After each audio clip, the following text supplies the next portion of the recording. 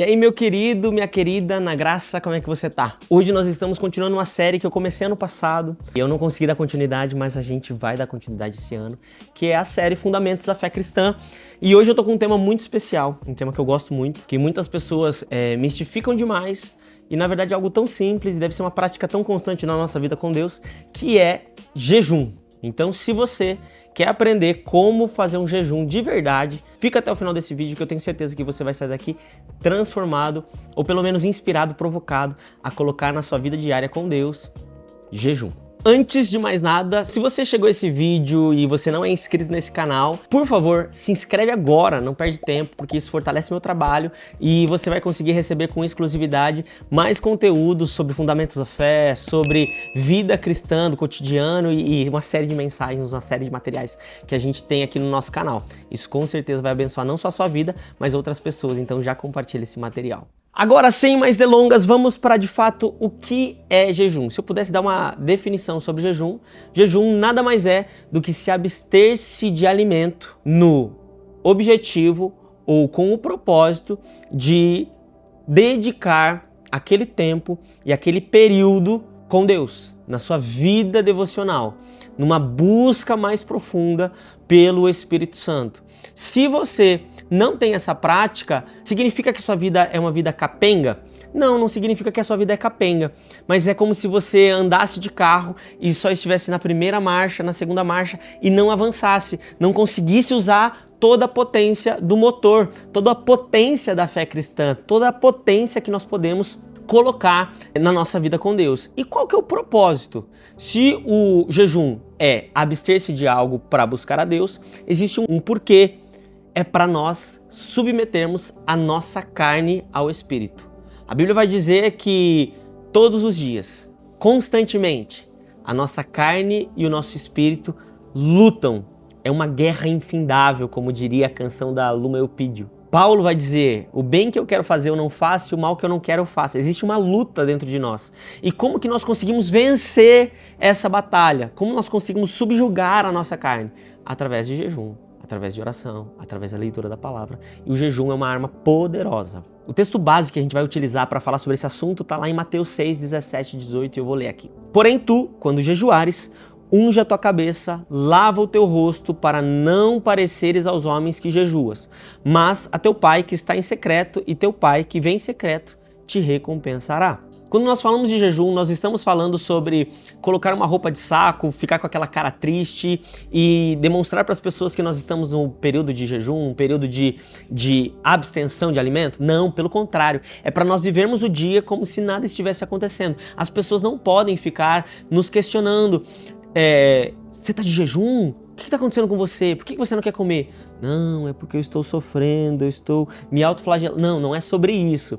Vida com Deus, na questão de jejum, é sobre nós permanecermos fiéis a Ele, sem demonstrarmos que nós estamos em qualquer tipo de penitência, tá? Jejum não é penitência. Jejum é sacrificar a nossa carne, é mortificar a nossa carne e alimentar o nosso espírito. E quanto mais nosso espírito é alimentado, mais a alegria do Senhor vem sobre a gente. Então, esse texto é um texto claro, que vai dizer o seguinte: é para você colocar o seu melhor perfume, a sua melhor roupa e você buscar a Deus. O segredo está no secreto. Sempre o segredo vai estar no secreto, sobre ter uma vida de oração, uma vida de leitura da palavra. E quando você junta essas duas coisas com a abstenção de alimento, isso tem um poder significativo na sua vida espiritual e no impacto. A Bíblia vai dizer também que existem castas que só saem com jejum e oração, só saem com um nível de intimidade e profundidade com Deus. E isso faz toda a diferença.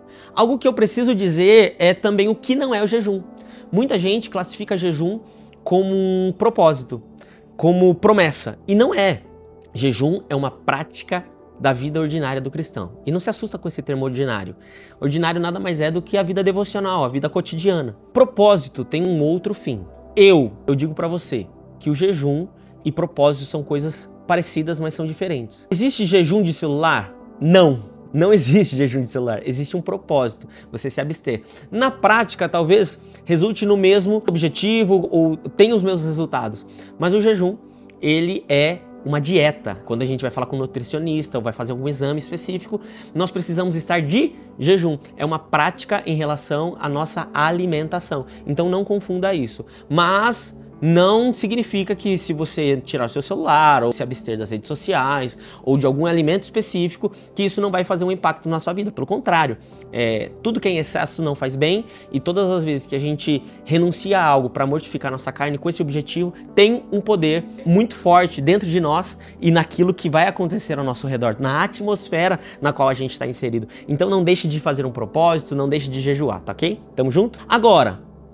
existem alguns objetivos específicos na qual o jejum ele é inserido, e eu quero trazer alguns. O primeiro deles é Moisés. O Moisés, lá em Êxodo 34, 28, ele vai dizer que ele jejuou no Monte Sinai. Ele jejuou com o objetivo de buscar a presença de Deus. Ele buscava a presença de Deus e para isso ele estava disposto a mortificar a sua carne. Esther jejuou também. Lá em Esther 4,16 vai dizer que antes de ela enfrentar o rei, ela jejuou. Ou seja, o jejum também é uma arma de guerra, é uma arma de preparação. Segundo Samuel 12,16, Davi vai jejuar agora com outro objetivo, arrependimento. Então nós temos Moisés jejuando para ter poder, Esther jejuando como arma de guerra, Davi jejuando como arrependimento. Nós também temos Daniel. Lá em Daniel 10, 2, 3, vai dizer que ele jejuou para ter esclarecimento, entendimento da parte de Deus em relação à vida espiritual daquele ambiente, daquele cenário na qual ele estava inserido. Então, jejum também serve para ter clareza daquilo que Deus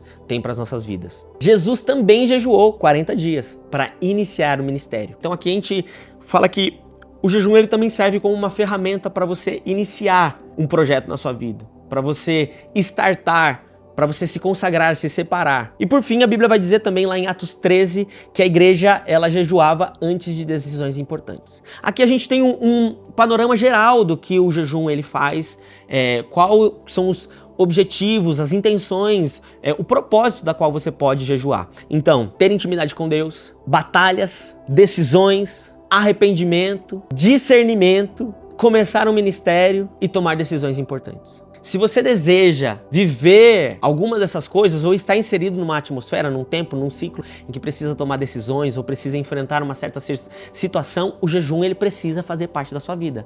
Agora, entenda, o jejum ele não pode simplesmente ser uma condição, ele não pode estar ali apenas pelo objetivo, ele precisa ser uma prática, porque é o que fundamenta a nossa fé, é o que faz parte do dia a dia. Assim como nós bebemos água, assim como nós comemos, nos alimentamos, assim como nós devemos praticar atividade física, nós também devemos incluir na nossa rotina o jejum. Agora falando especificamente sobre o jejum. Qual é o correto? O correto é fazer um jejum total, um jejum parcial, o jejum de algum alimento específico ou o propósito. A Bíblia vai trazer diversos tipos de jejum. Então Daniel, ele absteve de alimentos, de manjares do rei, e ele só comeu alimentos que vinham da terra. Eu já fiz esse jejum de Daniel. Ele não tem a duração específica, mas a Bíblia vai dizer que depois de 21 dias Deus respondeu, os céus se abriram. A Bíblia vai dizer também que Esther jejuou por 3 dias, de forma total, sem comer, sem beber.